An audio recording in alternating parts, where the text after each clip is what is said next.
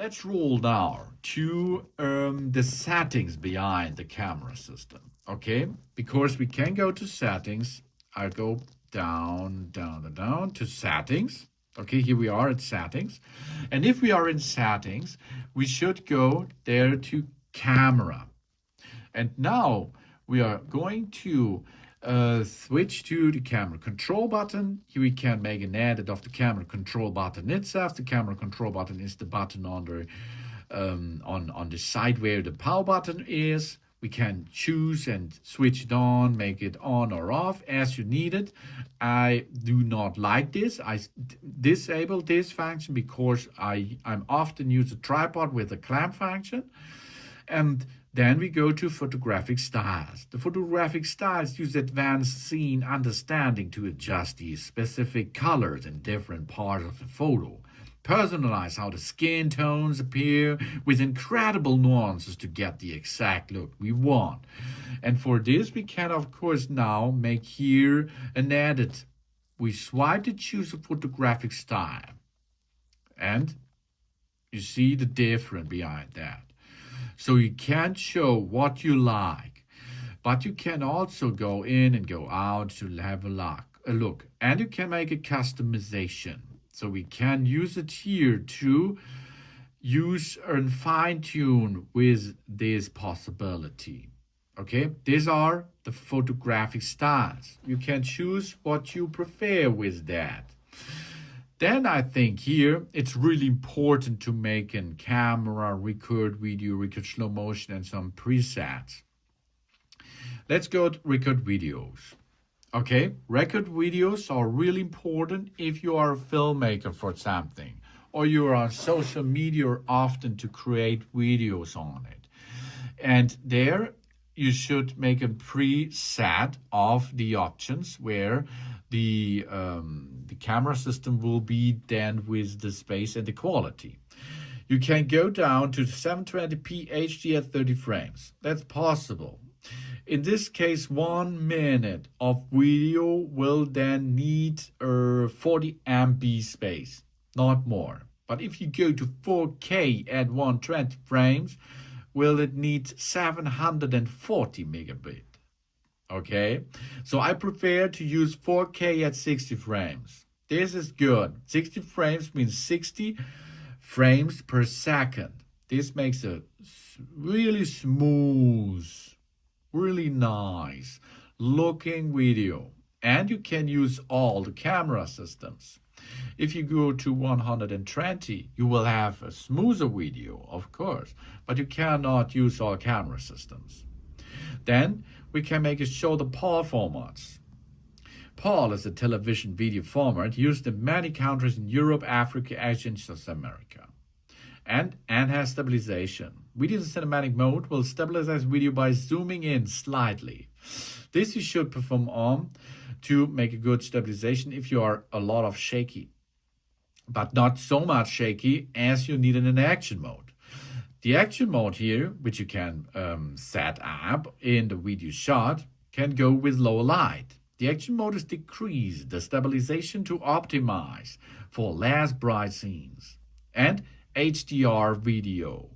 Wow, the video slow-mo and cinematic mode. We record video in 10-bit high dynamic range, including Dolby Vision up to 120 frames. It looks really good on Apple devices. But if you upload it to YouTube, for example, that's a shit. So try it. HDR is a game changer, but it needs a lot of space. Auto frames. Automatic reduce the frame rate to improve a low light video and to optimize the file size. You can set this to auto 30 frames, auto 30 frames, 60 frames, or you switch that off. I switched that off because I like the frames, because the frames makes the video much smoother. Then lock the camera. We do not automatically switch between the cameras while recording a video. That means here's the camera. These are the cameras, okay? And I can make a video and zoom between all of them. This is camera 1, camera 2, camera 3, and so on, okay?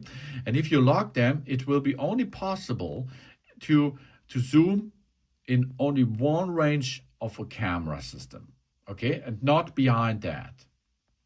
This is lock the camera system. And lock the white balance. We lock the white balance while recording a video. Then we have recording slow motion. In slow motion, we have the same thread. We can handle it in 4K at 120 frames, but we can also handle it with 240 frames and 1080p. I think this is better because more frames and frame rate is live. Then recording cinematic. Cinematics is 4K 30 frames. I think this is the best choice. But you can choose if you need less in space, go down. Record the sound. We can make a spatial audio recordings in 3D audio formats, and will we make intelligent automatic decisions about how to mix the audio when the cinematic mode is used, or on audio mix and selectors in photos. Okay, stereo 2 and mono 1 source. Stereo is really good. Spatial audio is for post-production the best. Allow the audio playback. The audio will not pause automatically when recording the video. When playing the audio using the phone speakers, the audio will be recorded in mono. And wind noise reduction. This is a really cool feature. Let this enabled if you are at the coast, for example, where a windy situation there is. And then, of course, formats. High efficiency or most compatible. To reduce the file size, we capture photos and videos in high efficiency. HEVC and HEIF. The most compatible will always use JPEG and H.264. Cinematic video will 4K at 60 frames or higher, and HDR requires a high efficiency. Okay? Then photo capture. The photo mode can be the fusion cameras with 24 megapixel or 12. Of course, it's an quality and size thing. Pro RAW resolution control. We can make the Pro RAW switched on if you like to make a lot of post-production with your videos and photos, of course. We show control of the Pro RAW maximum resolution of up to 48 megapixel. It can be captured on the Fusion camera at 0.5, 1 and 4 times. Night mode, flash and macro.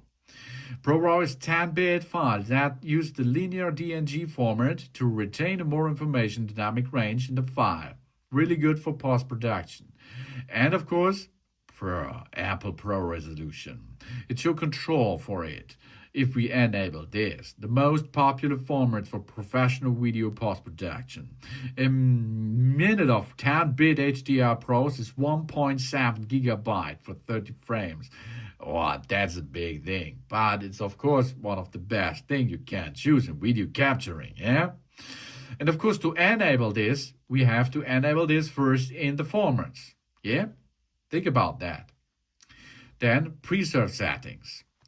I choose the camera mode, reverse the last mode, such as video, rather than the automatic wizard of photos. Why? Because I'm a content creator in videos, so I let it there. Photographic styles, we preserve if we need it. Creative controls. We preserve the last used aspect ratio or lighting settings, rather than automatically erase that. You can enable or disable that. Depth control. This preserves the depth settings for photo, portraits, and cinematic modes. Macro control. This is the same. You can switch the auto macros on or off automatically. Exposure adjustments, night mode, portrait zoom, action mode. All that preserving settings if you need it. And live photos. If you do not like live photos, then switch on this here, enable this, and disable live photos in a scene. Then we use the volume app for burst. With that button over there, if we switch on this, we can make a burst mode. We can scan QR codes and show detected texts. Then, of course, we can get the composition, a grid, a level, a mirror front camera, or a view outside the frame option. I prefer the view of the outside of the frame option because it's much naturally to see. And indicators, a flash, live photos, action mode, and dual captures. We can enable this, and they will show us the indicators for that. Then, of course, the photo captures, 28mm and 35mm. We can make a default setting with 1.2 or 1.5 if we need it. Then, of course, Portraits in photo modes is enabled in my opinion. I think it's good because automatically captures the depth information of a person, dog or cat, is promoting the frame in the photo mode so we can apply the portrait effects later. This is really good for post-production. And prioritize faster shooting. Intelligent adapts the image quality when readily pressing the shutter. And lens correction. It corrects the lens distortion to front and the ultra-wide cameras. Macro control. This show the control for automatically switching the ultra-wide camera to capture the macro photos and videos. And lens cleaning hints. It displays a suggestion when the camera lens should be cleaned. And messages. It saves captures to photo library automatically, of course. These are the camera control button over there. These are all the settings which you can prepare here, and you should have to look over there. And then, of course, the action button is in the settings above to switch between the action button and the preset there. These are all the controls stuff.